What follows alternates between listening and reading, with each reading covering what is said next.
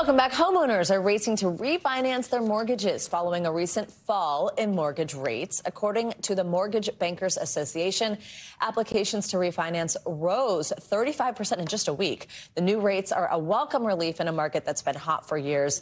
It remains to be seen, though, if those rates will go lower and how it will impact the housing market in the long run. Caleb Silver joins us more. He, of course, is the editor-in-chief at Investopedia and basically a co-anchor of this show, which is fabulous for us.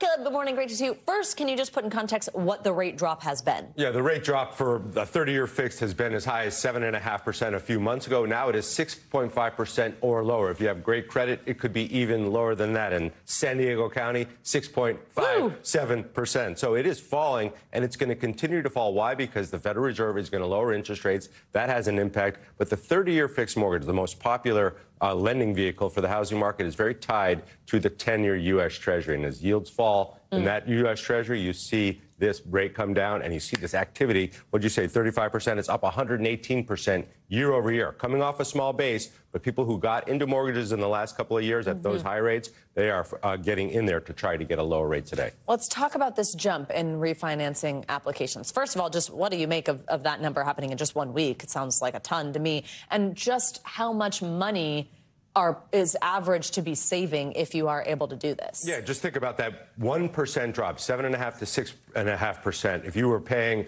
a $400,000 home and you put $20,000 down, you used to pay $2,200. Now you pay about $2,000. So this could be a savings of about $250 a month if you can refinance at that lower rate. But keep this in mind.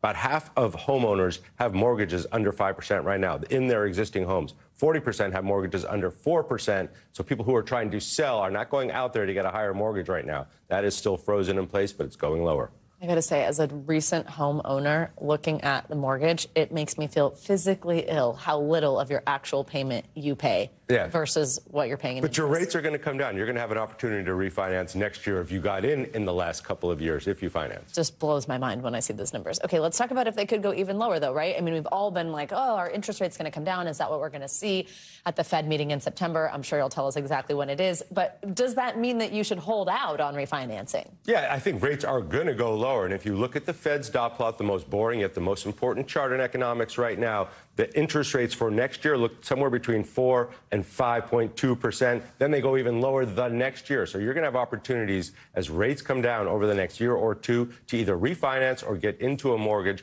at a pretty low rate. We're not going back to the 2, 3, 4% days, but we're going to be in that 4 to 5% range, which is a lot more comfortable for first-time homeowners. Would you tell someone if they're thinking about this right now to hold off until the fall? Well, if you need to buy a home, you need to buy a home. You need somewhere to live. And if you found that perfect home at the right price, you're going to pay a high mortgage right now, but you're going to have an opportunity to refinance. That's a personal decision. But yes, if you're thinking about waiting, wait a little bit because they're going to keep coming down. And guess what? Home prices have stabilized. They're not going up right now as much as they used to. Some places like San Diego, they still are. But in other places, they're starting to level off a little bit. So it's going to open up this housing market. We've been waiting for a year. I think this is finally the fall of it. And then next year is going to be a big year for that. So all in all, a pretty good time, all things considered, and given where we're at now, and to your point, probably never going back to 2 or 3%, but this is a good time for first-time home buyers? It's good, and it's getting better. So if you want to wait, you still can. It's just super competitive out there, and we've talked about this. The home buying market is about to open up, and there's going to be a lot of people out on those open houses